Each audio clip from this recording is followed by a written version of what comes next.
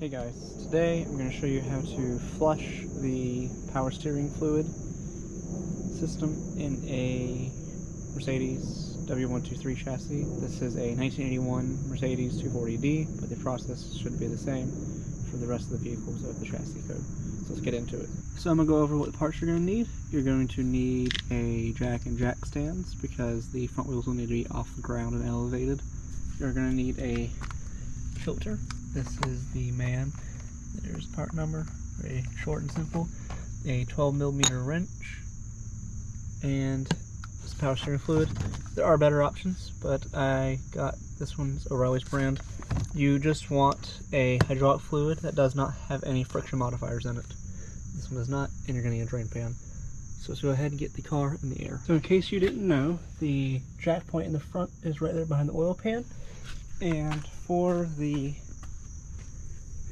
jack stand points, I put them on the frame rail right there, and it does quite well. Obviously, I'm going to leave the jack just in case, and everything has a fail-safe. We're going to be going right here. This is the power steering reservoir, so we can go ahead and start by removing this. You might have a wing nut like me, and I need a pair of pliers to get that off. After you get the wing nut off and loose, I'm just going to put it over here as a safety. This lid, a little bit of persuasion, should just come off. There we go. And we can see in there, that is the color of my transmit, my power steering fluid. That is not the correct color. So we can go ahead and we will fish out the filter out of there. I got a pair of needle nose pliers and got it out. There is another half this filter, I believe, still stuck in there, but I cannot see it due to the color of my power steering fluid, and my filter did come in apart pieces, which is not a good sign, which is why we are replacing the filter. So we're going to go ahead and drain it, and then we will be able to see the bottom of the filter. To get everything out, I did need a pair of needle nose pliers, so I will highly suggest you use a pair. I'll link a pair down in the description along with every part I use in this process. Alright, if we see right there, that is the drain plug. So this is the front of the car right here. So we can see here is the steering mechanism with the steering linkage that goes to the front left wheel, and the crossbar that will go to the other side. So we follow that up, we'll see this giant nut, and just slightly down right there, you'll see the 12mm. That is the drain plug. So we're going to go ahead and remove that, and the fluid should drain. Make sure you have your drain pan ready and below. So let's go ahead and get this out. Alright, so once you have the drain bolt out, it should start draining. Now, unfortunately, mine did not start draining. It was almost as if it was clogged. So what you'll have to do is come into the car, and since you do have it jacked up, it was free to spin. So just put the key in the ignition, just to make it to where it's, you know, free. Just free the wheel off, and just start doing this. Just a little bit of a turn, and I can audibly hear bubbles coming out of the reservoir, which means that it's forcing fluid out when it's raining. So I'm going to keep doing this until all the fluid is out, and then I'll check back with you guys. So I did a little bit of off camera. I got the other half of my filter out, and what I did while I had the drain plug out, as this got empty, when this was fully empty, after turning it back and forth quite a few times until the drain, all the fluid came out of it, I then refilled it about 3 different times, which is why you get the gallon of the fluid, because that way you can just flush it out. And then after that, it started coming out pretty clean, about to where I want it to be. I don't need it to be perfect, but you know, this is the sort of step where the more you do it, the cleaner it's going to get, and so on. So right now I have topped off the fluid, and what I'm going to do now is put the new filter in, and we're going to turn the wheel back and forth until we don't have any more air bubbles coming out here, because we do not want to start this pump while it has air trapped in the system, because we could seize something up or cause unnecessary wear or something. Also, when you put the bolt back in for the drain bolt, it does have a copper crush washer on it. I did not empty it. I did not replace it. However, just tighten it to about how you would a drain plug from an oil drain plug, because it's about the same concept. So we're going to go ahead and turn this. While you turn it, you should be able to hear the air bubbles popping out of it.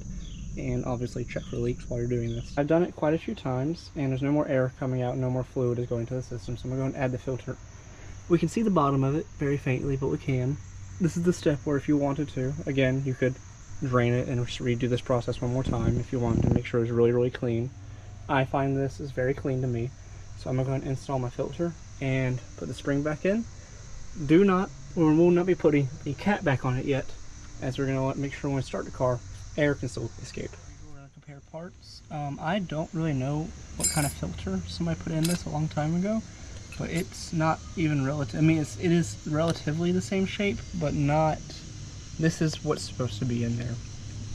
Not only is the old one smaller, the filter is also a different type, and overall it's just the wrong part. So good thing we're changing this, because I don't think it's ever been changed, maybe once in its life, but I'd be very surprised if that is what it came with from factory. So when we install these, the writing is going to go upright, mainly because it's for helping you know what the part number is. If you're going to go change this again, you just take off your little cap and you just look in, oh, there's a part number. So that's the part number right there. Just go ahead and install this. To install it, you just simply drop it in. You're going to want to make sure you drop it in straight, which is quite hard to do with one hand.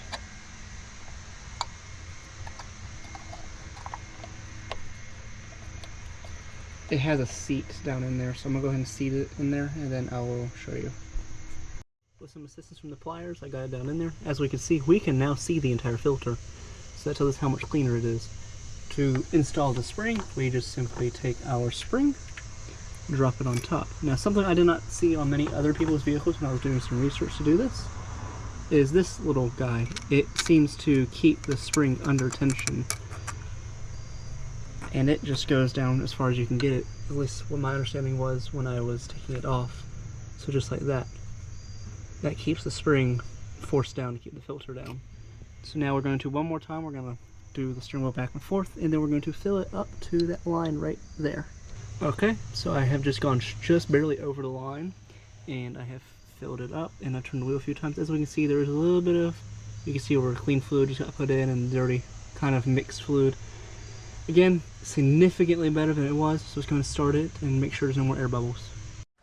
Okay, so with the engine running, I went ahead and moved it back and forth a few times, and it does appear that the fluid level did go down just slightly, which is what I wanted. So we're going to do that a few more times, and we'll turn the engine off and check for leaks. The fluid level has not dropped anymore since it was started, and we can still see the filter, which is very good. Now we're going to go underneath and check for leaks, and make sure that the drain plug is in there tight and not leaking. Alright, so after we started the car, I made sure to wipe off the area. I did wipe off all the way down to here because it had dripped down. It's not leaking or seeping, so that's good. So we can go ahead and put the cap on top. And so that notch right there is the fill line, but as you can see, the fluid is not level in there because the car is at an angle. So what we're going to do is we're going to go ahead and drop the car, and then we'll top off the fluid and put the cap on.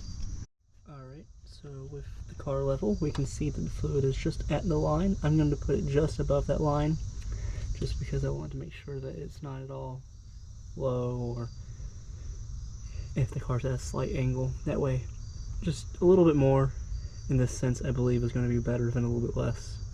So I'm going to go ahead and get above that line. The fluid topped off, I'm going to go ahead and wipe off this ring where the gasket from the lid stays, so that way it makes a nice seal. So with the car running, we can turn the wheel back and forth all the way to the locks.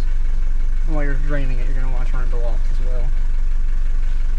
And we did this while it was in the air, so we're just making sure that while it's on the ground there's resistance on it, there's no issues, which there is not. So we're going to turn the car off. Alright, so with the cap on, I'm going to go ahead and take a pair of needle-nose pliers and just tighten this down a little bit, just to make sure that nothing is loose.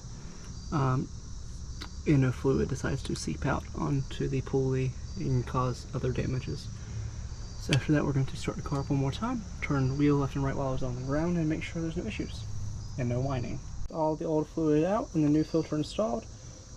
The job is complete, and the power steering fluid filter and the fluid itself has been flushed. So here's the part number one more time. I'll link it in the description. Thanks for watching, and see you guys next time.